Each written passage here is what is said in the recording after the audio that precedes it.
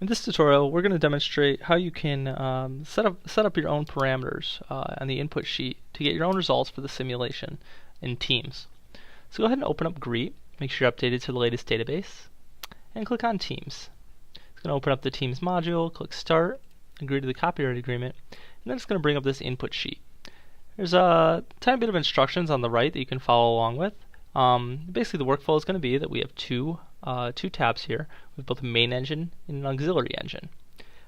This allows you to have two different types of fuel, one for each engine, and it also will help when you run your simulation. You can fine tweak the results that you'll be looking at. So here we've already filled it out with default values from the original Teams spreadsheet that was in the Excel form. And this is for a container ship 6000. So in here you can actually modify any of these non-grayed out values that you see. Vessel type ID is just going to be the name of your ship. So I'm going to create one, call it my cargo ship. My cargo ship is going to have one engine, but we're going to do, it's going to have a little bit of better horsepower and bring it up to 80,000. Over here on the right, at any point in time, you'll notice that these gray boxes aren't updating. And if you want to recalculate those, you're going to come over here and just click on recalculate. It'll update those so you can see that. So our total onboard horsepower, we have a single engine cargo ship, is 80,000 horsepower.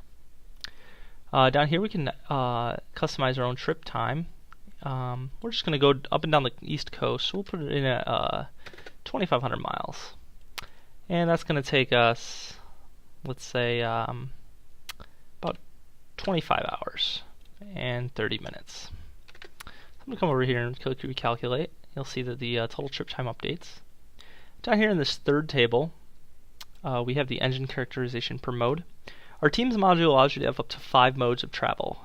These are different stages that your engine can be in.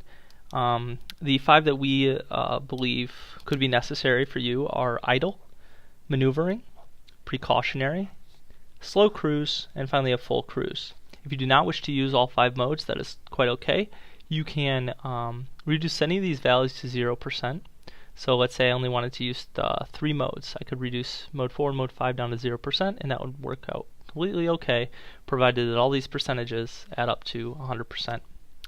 So in here, I'm going to keep the 5 modes. For my idling mode, I'm going to put that in at 2.5%.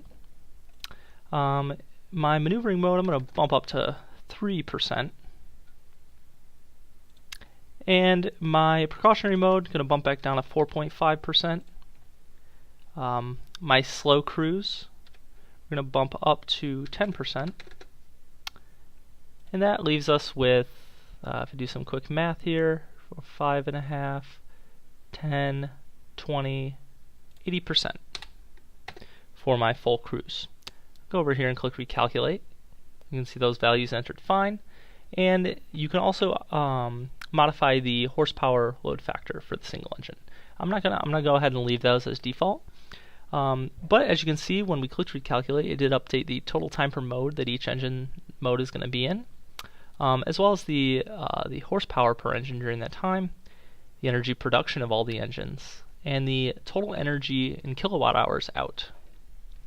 Down here we can input the fuel calculations. So we have our engine efficiency. We're going to bump that up to 50%, and you can notice how that changes the values down here.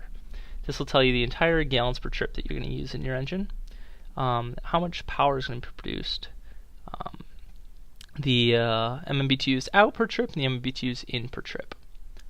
Over here, we do allow you to modify your global warming potentials. These are set default to a study that I believe was done in 2001. So if you do have updated values, you can go ahead and modify those there. And down here we have the user inputs for the main engine calculations. These are in grams per horsepower hour out. We put in the default ones that are based off of the previous Teams module. Again, if your engine values differ, or if your if your emissions values differ for these different types of fuel for the project that you're going to be doing, go ahead and change any of those. But I'm just going to leave it as default right now. Let me go on and click recalculate one more time. And I'm going to head over to my auxiliary engine. Over here we can put in the amount of onboard auxiliary engines we may have. Here I'm just going to leave this as default. So the amount of engines that you're actually using, the horsepower, rated horsepower per engine, and then that's going to calculate for you the total in-use horsepowers of your auxiliary engine. Over here we have the auxiliary engine characterization. The percent of trip the auxiliary engine is active based on time, the horsepower load factor, and then the baseline fuel consumption is down here. I'm just going to leave all these values as default so I can go ahead and show you the results page. Down here this is the same these are the same fuel specs that you would see previously. So if you did modify one in the main engine tab, I highly recommend you go over to the auxiliary engine tab and modify that as well, unless your engine emissions differ based on the main or auxiliary engine. I'm going to go ahead and click recalculate. I'm going to come up here to my taskbar up here, and I'm going to click on run simulation. What this does is it's going to calculate all different engine emissions from well to pump and the vessel operation for each engine. Click on run simulation. It's going to format the results for us, and you can see on the left we have two main categories: our main fuel and our auxiliary fuel. I'm going to stick with conventional diesel, so we can click the drop down there, and we can actually choose where the diesel came from. I'm going to go with the conventional diesel's U.S. refineries average. So this is the average type of fuel that they would get from the U.S. refineries. Click on that there. It's going to give us our results for the main engine. Going down to the auxiliary fuel, I'm going to give it conventional diesel as well. And there we have the well to pump and vessel operation for the auxiliary engine. All of these results here are mostly accurate for this tutorial. Do not panic if your result numbers do not reflect what is in this tutorial. We are still working out some minor calculation differences from what they should be. But other than that, if we so this will give us our total emissions factors from both the well to pump, the main engine, so that's getting the fuel out of the ground and transporting it. The vessel operation of the main engine, which is the total amount of emissions that are used just in that trip. And then as well as the auxiliary engine for both of that. And you have your total column on the right.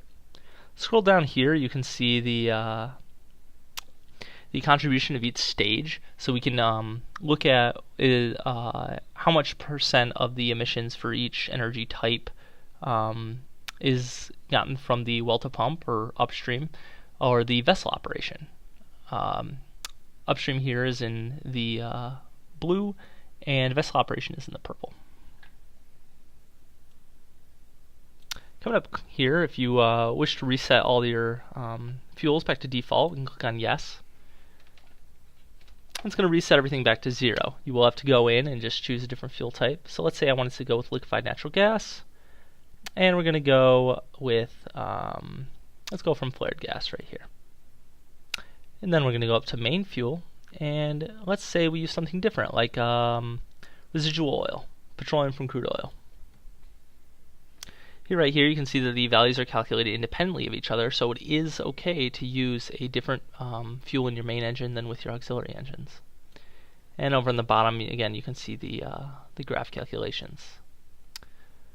Once again, I'm doing this tutorial with a development version of the Teams module, so if your numbers vary or my numbers look very inaccurate to you, it's okay.